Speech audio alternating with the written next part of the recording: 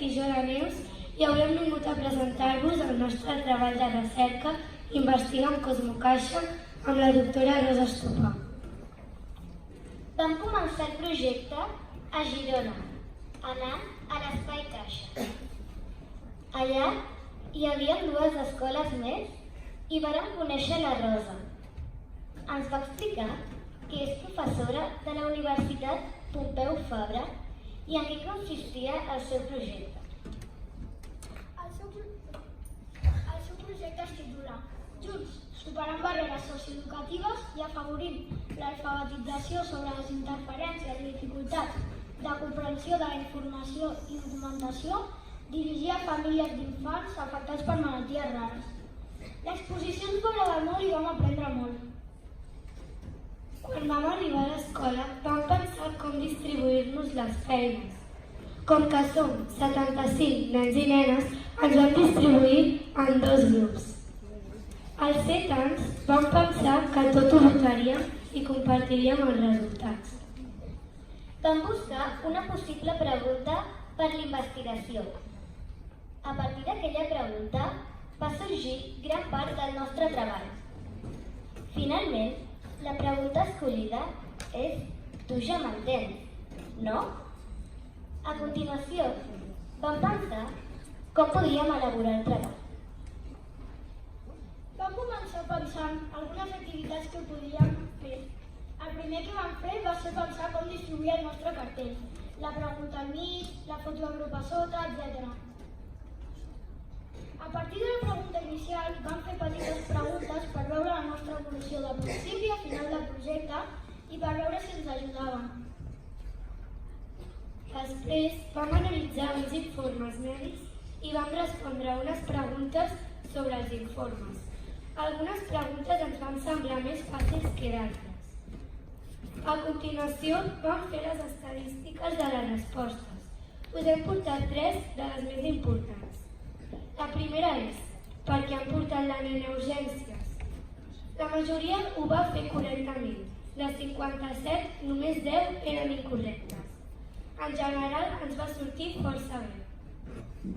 Però, en canvi, la següent pregunta, que era «Què diu el metge que li passa a la nena?», només hi havia 17 respostes correctes de 57. I la tercera, que era «Quin tractament haurà de fer?», va anar encara pitjor.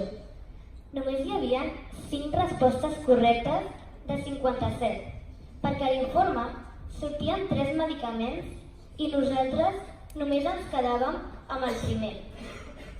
Si haguéssim sigut els pares, la nena ja estaria molt més malalta.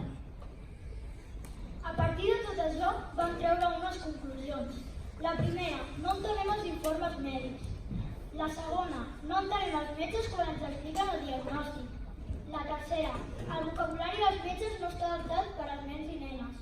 La quarta, gairebé no hi ha informació adaptada per als nens i nenes sobre explicacions de malalties o vocabulari mèdic.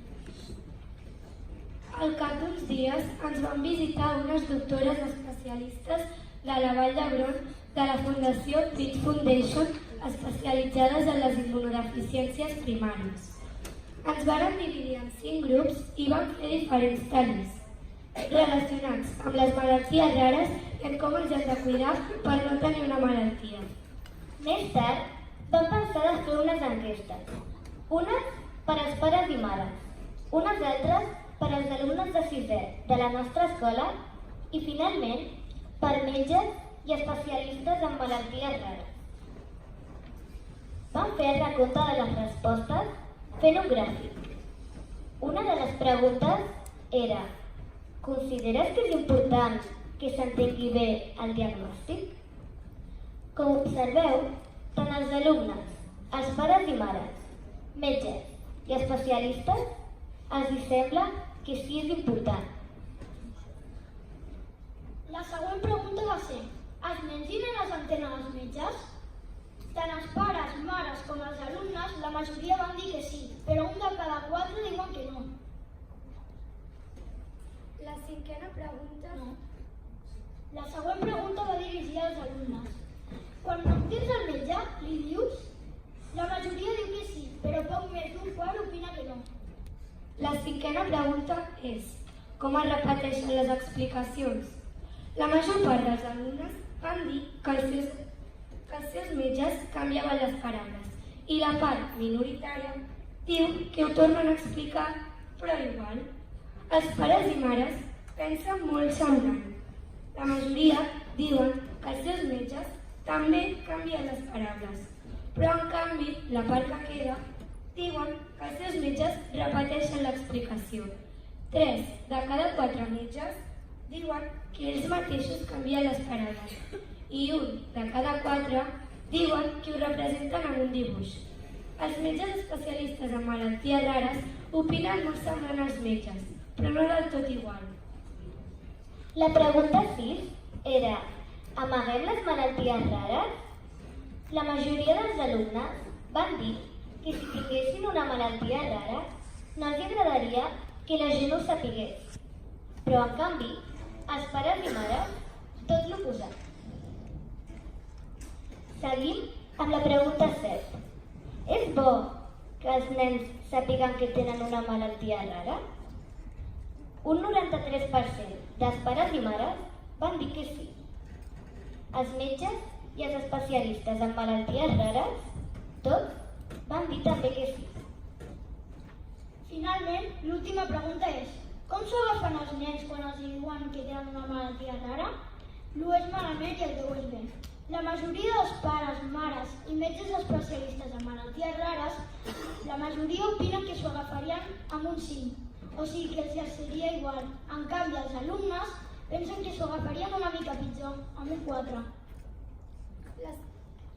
Les conclusions que vam treure van ser: es podria marcar amb negreta les parts més importants dels informes mèdics, o sigui, el diagnòstic i el tractament. Això aniria bé perquè quan el pacient agafés l'informe anés directament a aquella part i es centrés més en què s'ha de prendre per millorar-se i què li passa.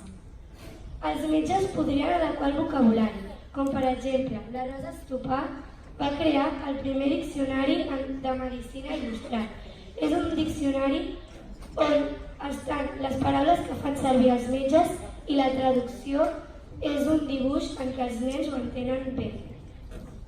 Que s'inverteixin recursos per poder publicar contes, dibuixos animats i més coses perquè els nens i nenes puguin tenir al seu abast informació mèdica adaptada a la seva edat. Finalment, ens va visitar la Rosa i expliquem com portàvem el nostre projecte i ens dona alguns consells. Vam pensar que podíem fer un conte per transmetre als nens petits que perquè un nen tingui una malaltia rara, el nen no és rar. I també perquè els metges es donin compte de que cada vegada hi ha més gent interessada en que els nens entenguin bé el metge. I finalment, aquesta és la portada del nostre conte. Es titula La meva malaltia és rara. Jo no. Us ho ensenyem. En Pau va amb la seva mare al metge. Li han dit que té una malaltia rara. Allà troba la Ivet, que també té una malaltia rara. En Pau està nerviós. No sap què vol dir tenir una malaltia rara. La Ivet ja fa temps que té una malaltia rara i li explica coses a en Pau. La Ivet li explica que no ha de patir, que la seva vida continuarà igual, que ara haurà d'anar més al metge i prendre medicació sempre. Pau, no has de tenir por. Has d'explicar la teva malaltia a la gent i sobretot als teus companys de classe. En Pau imagina com els explicarà i com junts buscaran informació sobre la seva malaltia.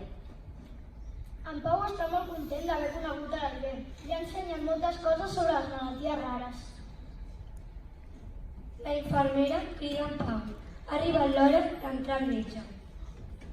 Pau, recorda, la teva malaltia és rara. Tu no! I aquí acaba la nostra exposició. Esperem que us hagi agradat.